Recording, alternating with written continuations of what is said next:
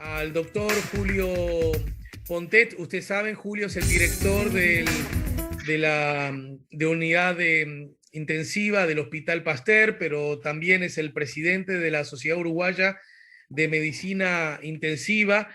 Tiene un doctorado en México, si mal no recuerdo, un Sí, posgrado en Córdoba, Argentina, y también ahora porque había algo más y ahora se me escapó, me lo debía haber anotado.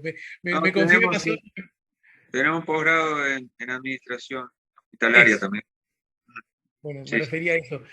Igual quería preguntarte, más allá de que naturalmente nos convoca la emergencia sanitaria y en particular la situación de las unidades intensivas, una duda que tengo a propósito de tu formación. No entendí del todo el posgrado en ecografía, el Point of Care, ¿no es cierto? sí, ¿Qué es exactamente? Quedé como fuera de órbita. sí, eso, temas que hace, lo voy a tratar de resumir, lo cual es complicado pero la ecografía como tal se ha convertido en una herramienta para que se entienda fácilmente. La ecografía en la terapia intensiva, específicamente, se ha convertido en una herramienta para usar al lado de la cama del paciente por parte del clínico como si fuera el estetoscopio. Así como todo el mundo puede imaginar a un médico viendo al paciente con su estetoscopio, usamos el ecógrafo como una extensión, digamos, del examen físico. Y eso ha llevado incluso a la miniaturización de los equipos. Y hoy en día usamos ecógrafos que en realidad son el transductor con un cable conectado, por ejemplo, al celular y hacemos una ecografía con la pantalla del celular o con una tablet. Y eso facilita mucho porque podemos ver pulmones, corazón, abdomen fácilmente mientras hacemos la visita, digamos. Mirá, mirá. Y no es un estudio especial que se pide a un imagenólogo. Tampoco lo sustituye. No pretendemos eso, sino Pero, complementar el examen físico.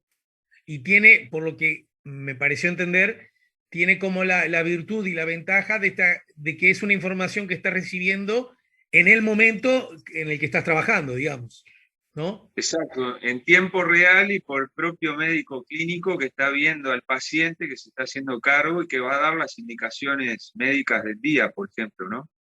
Es una herramienta, además, por ejemplo, en CTI que se usa a diario para colocar accesos venosos, porque eso baja la frecuencia de, uno mira las venas cómo están antes de insertar, hacer el pinchazo, digamos, ¿no? Ajá. Y eso Y, facilita y antes que disminuye la tuvieras frecuencia de complicación. la duda que siempre me viene a propósito de estos formidables avances y el conocimiento y la tecnología dándose la mano, ¿no? Auxiliándose.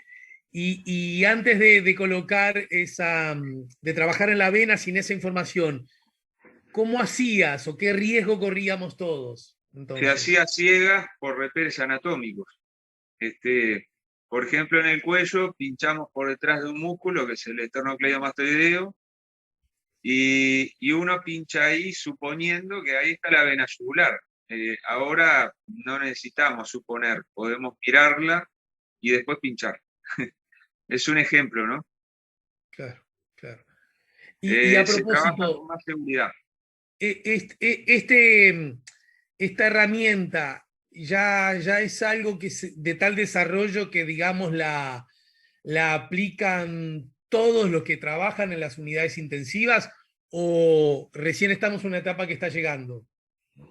Bueno, yo te diría que salió de la fase embrionaria y está en el jardín de infantes o en Claro. primaria, pero es algo que hoy en día prácticamente todos los CTI, eso ha sido un proceso, ¿no? Nosotros empezamos a trabajar con esto hace 6 años, aproximadamente 7 años.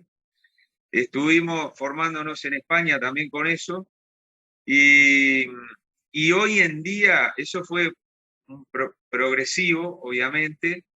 Estuvimos colaborando en la formación de los médicos nuevos, de los residentes y posgrados con esto.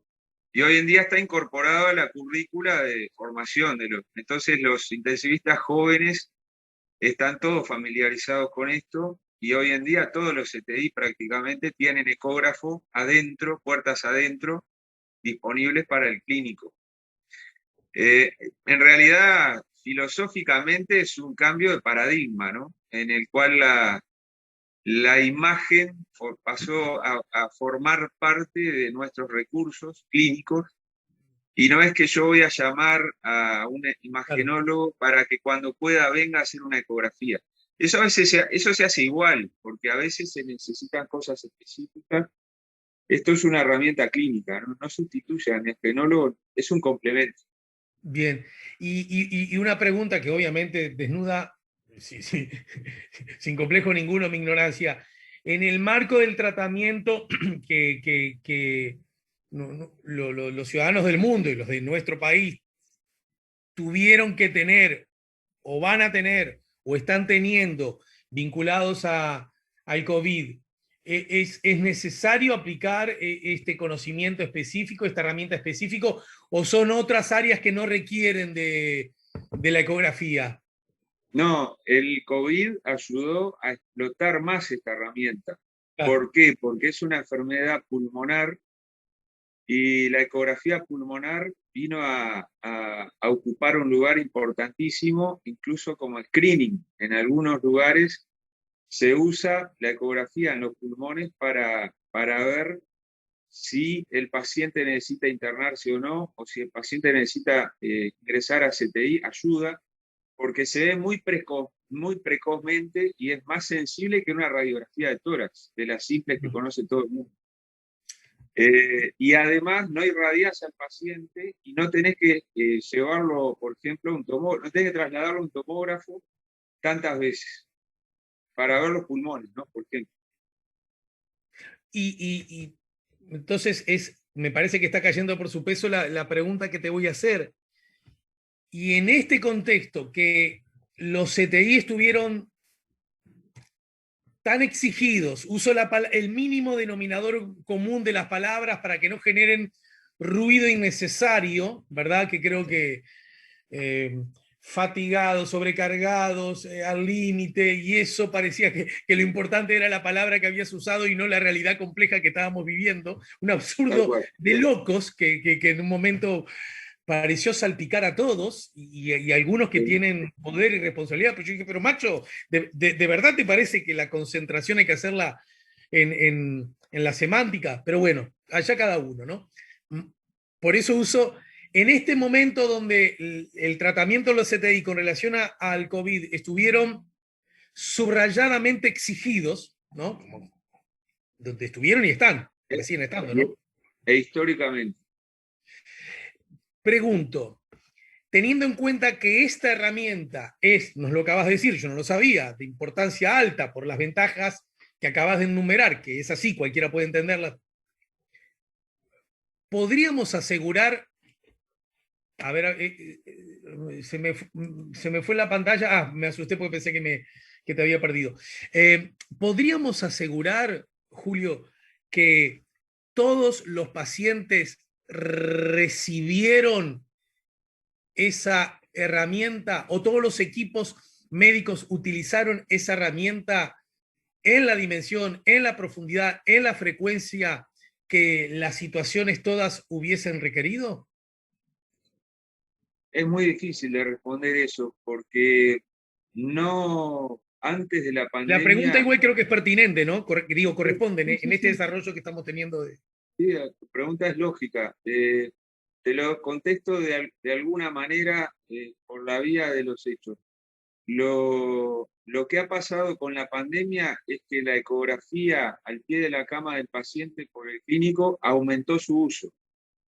Se usó más. Yo no sé decirte si se usó todo lo que se podría haber usado, pero hoy en día uno de los equipos, eso nadie lo había dicho, y te agradezco que te hayas metido en el tema, porque yo soy, eh, particularmente me tocaste un punto, foco delirante, porque yo estoy bastante dedicado en esta área.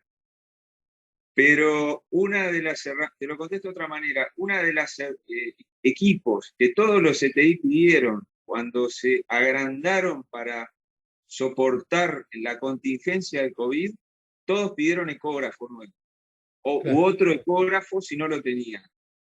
En ACE se compraron ecógrafos, los CTI privados compraron ecógrafos, los CTI que tenían un ecógrafo trataron de tener dos o tres, otros CTI grandes tienen más ecógrafos, más de uno, y los intensivistas, repito, estamos progresivamente cada vez más aprendiendo la herramienta, que está demostrado, y después te comparto algún material, pero está absolutamente demostrada su utilidad y beneficio, ¿no? claro. Bien, Esto bien.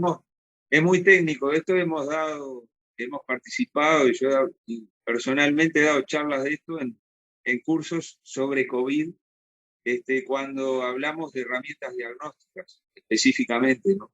Eso lo hicimos el año pasado, cuando todos estábamos aprendiendo sobre la enfermedad y nos llovían las charlas, los ateneos, los cursos.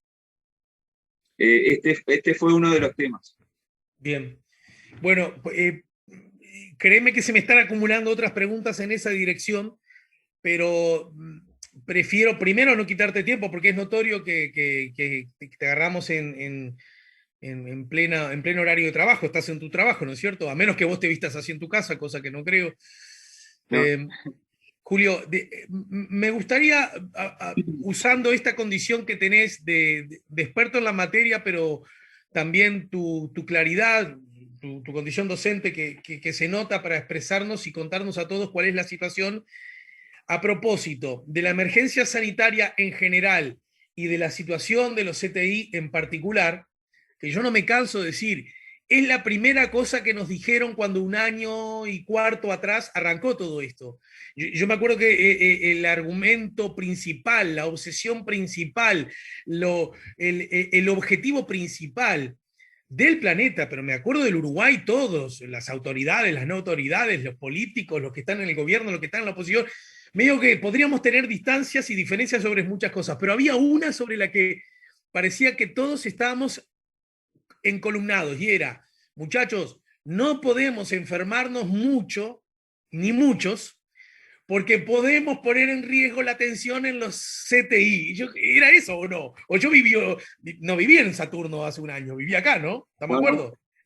Era ese el asunto, no colapsemos los CTI para no tener que llegar a dos cosas que era la que queríamos evitar desde toda perspectiva.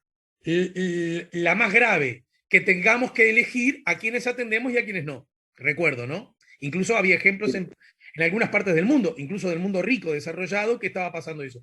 Y la otra, o que tengamos que atender, pero no en las mejores circunstancias, generándonos para siempre la duda de si pudimos haber hecho algo más. ¿Sí o no? Sí, tal cual. Bien, Estamos de acuerdo.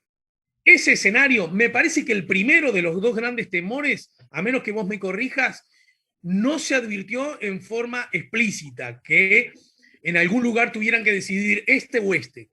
No me he enterado.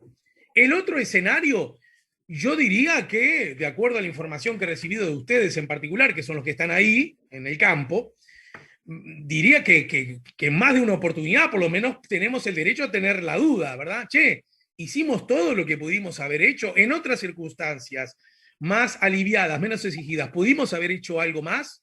Me parece que esa es una pregunta razonable que la podemos hacer y no que por hacerlas no liguemos el adjetivo de que no somos patriotas o que queremos traficar con la muerte y no sé cuántas cosas más horrendas que nada tienen que ver con el diálogo democrático, horizontal y republicano que tenemos que tener mucho más en situaciones de crisis. Dicho esto, doctor Julio, ¿dónde estamos hoy, aquí y ahora, con relación a la situación del COVID y del CTI en particular? Bueno, para responder eso, tenemos que razonar un poco de dónde venimos. ¿De dónde venimos? O dicho de otra manera, ¿cuál fue nuestro punto de partida? Y ahí uno puede razonar qué capacidad de asistencia tenía en camas y en recursos humanos. Nosotros tuvimos históricamente alrededor de 600 camas de CTI con el recurso humano lógico para esas 600 camas. Y de ahí atendíamos siempre entre 400 y 500 pacientes, porque con aproximadamente 400, con condiciones normales, siempre teníamos camas libres, justamente nadie fuera de la pandemia se le ocurría pensar en los CTI saturados. Eso fue algo que empezó a preocupar con la pandemia. Entonces, empezamos a aumentar, y en eso es cierto, tuvimos tiempo porque los primeros meses, por X razones, pero no me quiero ir del hilo, por X razones, tuvimos una bonanza desde el punto de vista de la pandemia, nos permitió expandirnos en número de camas, y eso fue una condición de exigencia para los recursos humanos, porque usted no aumenta así como así, aumentaron casi 80% las camas, pero es imposible aumentar 80% los recursos humanos porque no bajan, no salen de abajo de las piedras ni los médicos ni los enfermeros especializados en CTI. Exacto. Entonces, indefectiblemente eso fue una condición de aumento que generó una sobreexigencia al personal, más allá de todas las contingencias, el recurso de personal no especializado, la preparación transitoria para que pudieran dar una mano, etcétera, con eso, eso generó condiciones de exigencia incrementadas, no hay ninguna duda de eso. ¿A qué llegamos a estar? Bueno, llegamos a tener a que para poder lograr más de 1000 camas, tuviéramos que utilizar, por ejemplo, quirófanos como CTI, que no son las condiciones ideales. Tuviéramos que dejar de realizar cirugías complejas porque las camas había que reservarlas para los pacientes COVID. Eso es parte de la contingencia y parte del feriado quirúrgico que se hizo. Entonces, ahí también tenemos que mirar, no solamente si salimos del COVID como centro y tenemos una visión global, sabemos que hubo perjuicios a los pacientes no COVID también. Y pasamos a cambiar objetivos. Si uno tiene el objetivo habitualmente de hacer una atención de excelencia o la mejor calidad posible, en una pandemia o en una crisis sanitaria, el objetivo es minimizar el daño, no es la excelencia. Es que los malos resultados que sabemos que vamos a tener, o peores de lo normal, sean lo mínimo posibles. Y ese no sean tan malos. Sean lo menos malos posibles. Porque daño iba a haber, porque si no, no es una crisis. A nadie se le ocurre pensar en una crisis cuando no hay peores resultados. No sería una crisis por definición. ¿En qué punto estamos hoy parados? Que parece que el peor momento pasó, y el peor momento fue una larga y horrenda meseta de abril y mayo. Y ahora estamos con 139 camas menos ocupadas por COVID en CTI en solo 13 días, lo cual es una buena noticia y parece que, como se dice por ahí, estamos viendo una luz ahí, ¿no? Al final del camino. ¿Y qué explicación hay para esa luz al final del camino? Y no tenemos mucho para elegir en explicaciones, porque si uno empieza a mirar cuál es el listado de variables que pueden empujar para arriba los casos o para abajo los casos, el único que estamos utilizando que puede empujar para abajo los casos es la vacunación. No, a mí francamente no se me ocurre otra razón. Y eso condice con dos cosas, con el nivel, o sea, racionalmente, con el nivel de vacunación que estamos logrando, que es bueno, y que estamos superando el 35% con 2 dosis de la población, y cuando ya estaba demostrado en otros países que había un franco beneficio con más de 40, bueno, son márgenes ahí, ¿no? Pero es razonable pensar que ya el beneficio se está notando, y ya lo habíamos previsto en abril, que para el mes de junio íbamos justamente a este ritmo bueno de vacunación, íbamos a tener beneficios notorios en los números que si no tuviéramos la vacunación sería una catástrofe, ¿no? Eso es una realidad. Ahora, en ese contexto, con esto que decís, que me parece como definición buenísima, no tenemos muchas chances de elegir explicaciones, ¿verdad? La vacuna parece ser el centro de las mismas. He escuchado, porque hubo un momento que las aguas se dividieron, creo que todavía está vigente esa mirada, acerca de aquellos que decían, juguémonos a la vacuna y a la conducta de los ciudadanos que individualmente tienen que seguir protegiéndose, usando el tapabocas, el distanciamiento, la higiene, ¿verdad? Cosas que muchos siguen haciendo y cosas que muchos han en distintas circunstancias dejado de hacer con igual intensidad. ¿Hasta ahí estamos de acuerdo? Ante esas dos herramientas, otra corriente de opinión, no solo política, social, cultural, sino también científico, médica, sostenía, además de esto hay que ayudar bajando la movilidad. ¿Estamos de acuerdo? En ese sentido, la comunidad científica, me parece que puedo incluir perfectamente al SUMI en general y a vos en particular, entendían que esa era una herramienta que era y que sigue siendo necesaria. ¿Estoy en lo cierto?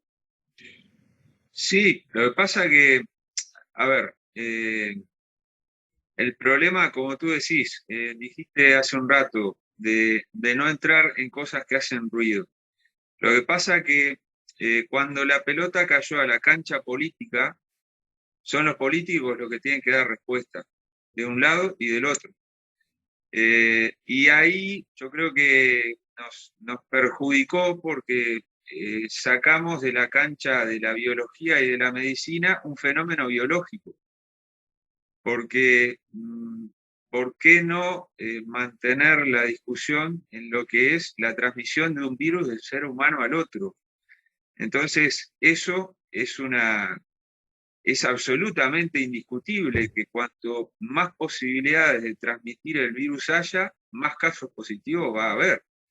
Y eso no es hablar a favor o en contra de nadie. Estamos describiendo cómo se transmite una enfermedad. Eso es irrefutable. La pregunta que te hago en ese contexto es, entonces, lo que se puede instalar, me parece que es probable que eso ocurra, creo que ya está ocurriendo. ¿Vieron que lo peor ya pasó? ¿Vieron que los datos ya no son tan malos? Que de aquí en más vamos a ir mejorando sin necesidad de bajar la movilidad. Bueno, lo que pasa es que ahí entramos, entiendo lo que me decís, lo que pasa es que ahí entramos a hacernos preguntas que nunca vamos a tener respuesta. Porque el razonamiento de los si hubiéramos hecho esto, si hubiéramos hecho aquello, nunca van a dejar de ser hipótesis que no van a tener más respuesta que la opinión. Salimos de lo fáctico y pasamos a quedarnos en el plano de la opinión. Y bueno, y creo que la opinión va a tener que ser, hacerse un balance cuando de alguna manera pensemos que estamos en el final de esto y inevitablemente comparar con otros países donde quedamos parados. Lo que pasa que también, no voy a evadir lo que vos estás diciendo, creo que hubo muchas confusiones, que la politización del tema contribuyó a la confusión, porque bajar la movilidad no es sinónimo de confinamiento y bajar la transmisión comunitaria del virus no era sinónimo de un toque de queda, ni nada de cosas, ni ese tipo de cosas. Entonces, en la medida que todo se entreveró, creo que no contribuyó favorablemente para nadie, ¿no? Claro, claro. Y se empezó a dejar de pensar racionalmente y a pensar más con la camiseta, y es como hacerle entender a la Amsterdam contra la Colombes en el entretiempo de un clásico. Eso es bueno, ¿no? Ahí no podemos sentarnos a pensar.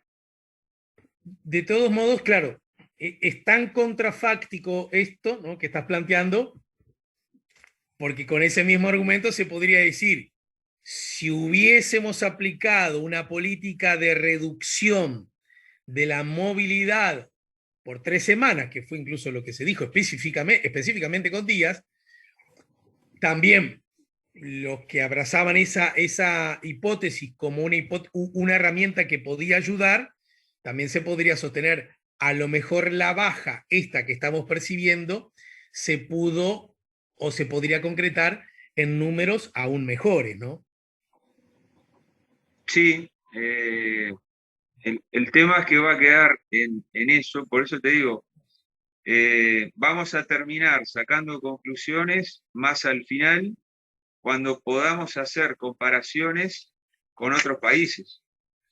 Bien, Porque yo, por ejemplo, vamos a tener que ver cuántos fallecidos por millón de habitantes estamos teniendo y cuántos están teniendo otros países en el correr de la pandemia. Y ahí vamos a tener seguramente algunos mejor que nosotros y otros peor que nosotros. Y bueno, de ahí se sacarán diversas conclusiones, ¿no?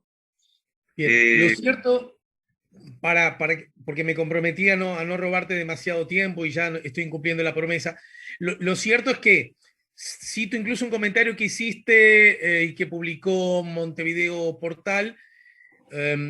Vos entendés que sobre fines de este mes los números de muertes debería bajar, ¿no? sí, porque en CTI es una razón bastante simple. El CTI es como una caja con entradas y salidas. Ahora está habiendo menos entradas y los pacientes y ahora no estamos viendo menos fallecidos, porque son los pacientes que entraron mayormente en mayo y algunos en abril, y que ahora en alguna medida siguen falleciendo y tenemos aproximadamente una media de 30 fallecidos por día. Igual, prácticamente igual que en abril. En abril fue la media 29.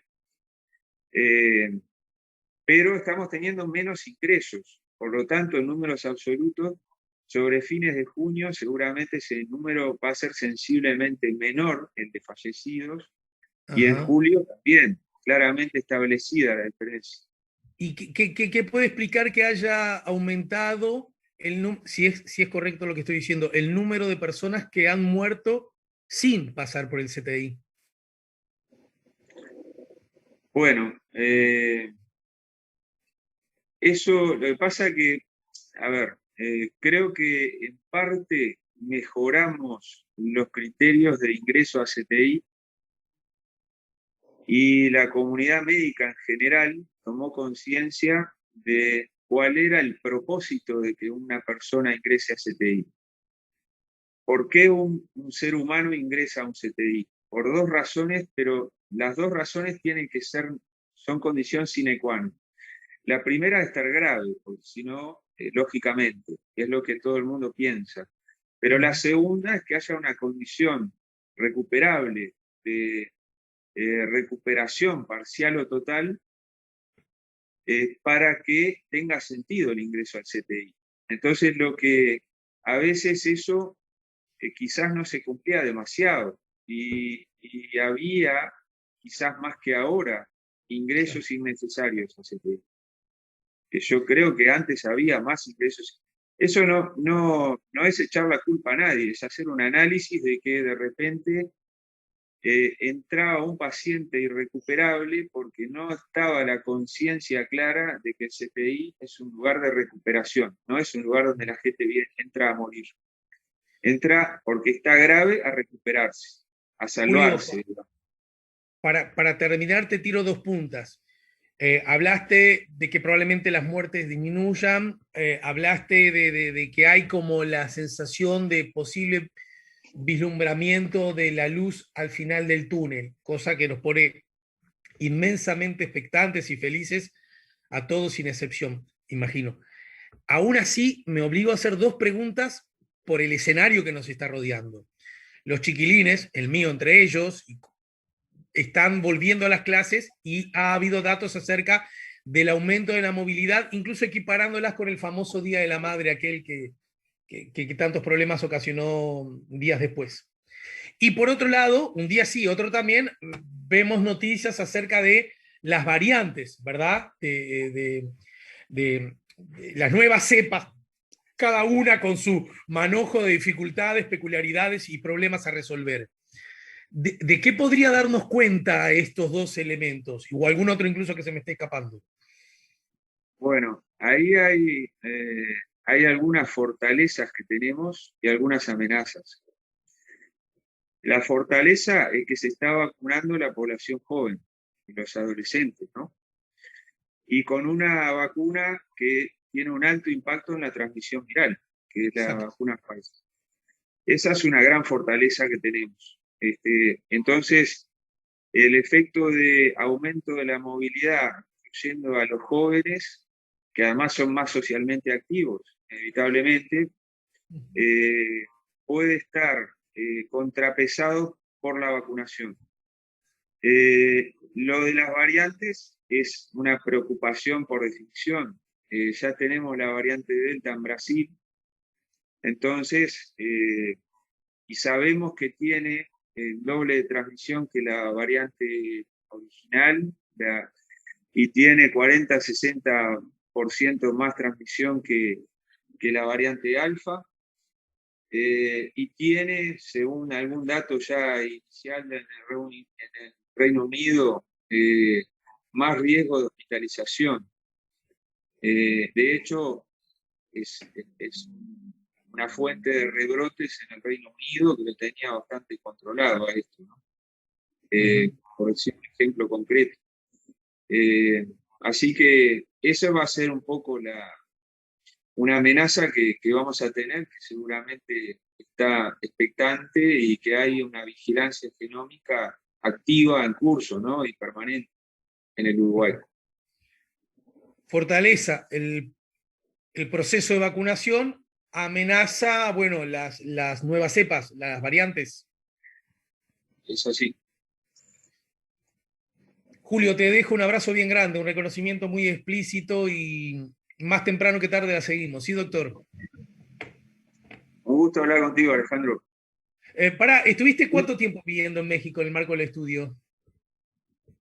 No, estuve unos meses porque mucho de eso, bueno, la tesis de doctorado fue con ecografía, por eso te digo que es un foco delirante, pero muy buena parte de la porción teórica del doctorado fue online, entonces facilitó mucho la realización de la misma. Bien, bien. ¿El picante es algo a lo que te adaptaste, el tiempito que estuviste por allí, o ni siquiera hiciste el intento? No te adaptás. Soy muy uruguayo. Lo hubieras hecho, total tenías una ecografía a mano, un ecógrafo a mano. Te mando un abrazo, gracias, doctor. Gracias a ti por siempre tener la virtud de hacer preguntas fuera del cassette. Y eso nos mueve a todos. Es porque soy veterano y tengo cassette. De los de cinta. Con la lapicera, ¿verdad? Con la lapicera. Dale, un abrazo, gracias.